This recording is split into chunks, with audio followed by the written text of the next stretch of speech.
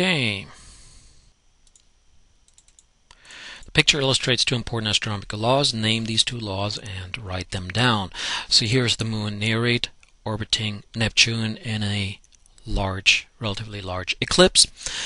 And that, of course, is Kepler's first law.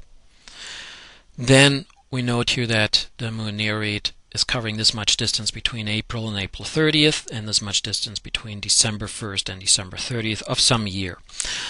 And we notice that this distance here is relatively large compared with this distance here, and that means that the moon orbits faster when it's close and slower when it's farther away, and that is Kepler's second law, which relates the covered areas in the same times of each other, and I like to express it, or yeah, I prefer to express it that it orbits faster when it's closer, or moves faster when it's closer and slower when it's farther away. And of course the reason behind it is actually gravitation. The closer it is, the larger the gravitational force between the two is, and so it gets accelerated here, while here it's being slowed down. When it's on the other side, it also covers a small distance because it's not accelerated as fast yet. Okay. Let's see.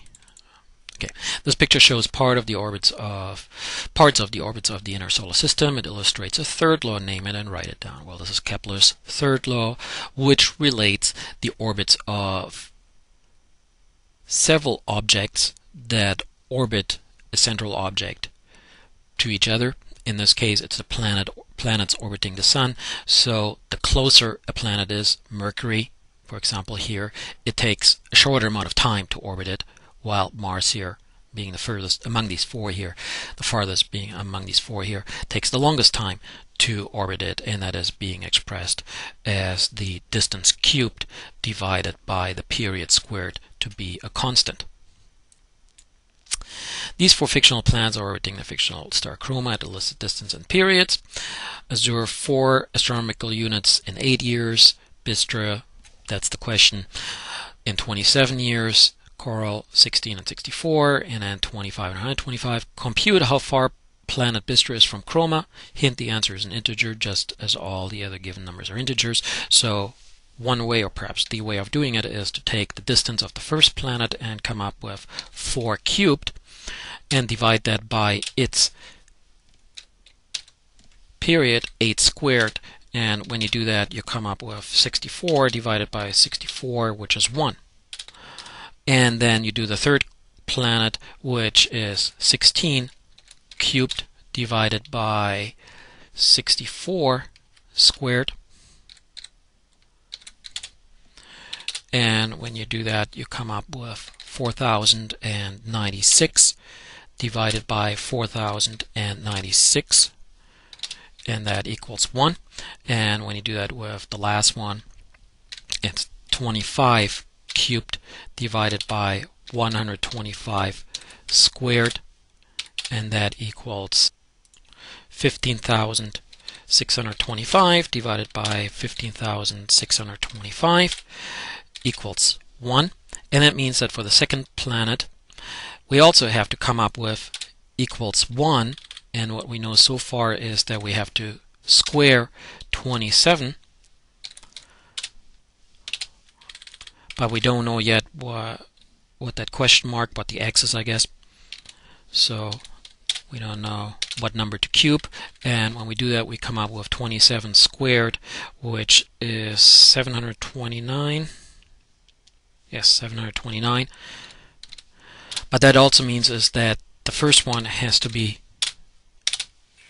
729 as well, so we get that one that all these planets have in common, because they have to obey Kepler's third law.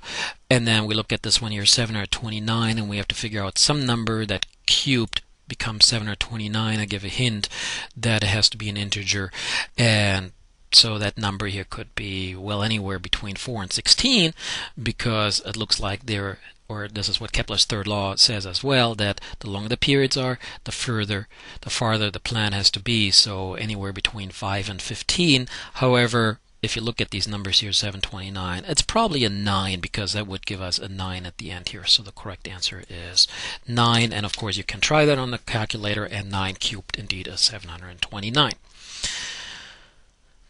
Okay, compared to Mercury, a certain dwarf planet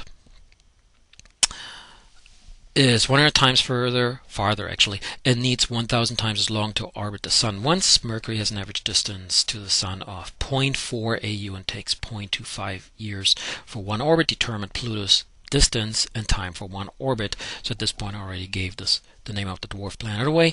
Cubing one number and squaring the other show that 100 and 1,000 are related to each other. What this one here means is that when you cube 100, which is a million, and you square 1,000, which is a million, that's how the two are related to each other. So 100 cubed equals 1,000 squared, or 100 cubed divided by 1,000 squared equals 1, because you divide 1 million by 1 million. And I guess I could scroll down a little bit here while I record this. It's a little difficult though. There we go. There it worked. Okay, actually, this here is so the second part here I just did. The first part is actually even easier. So I take 100 times 0.4. That's the distance for Pluto, 40 AU, and then I take its period, 1,000 times 0.25, the period of Mercury, and I come up with 250 years.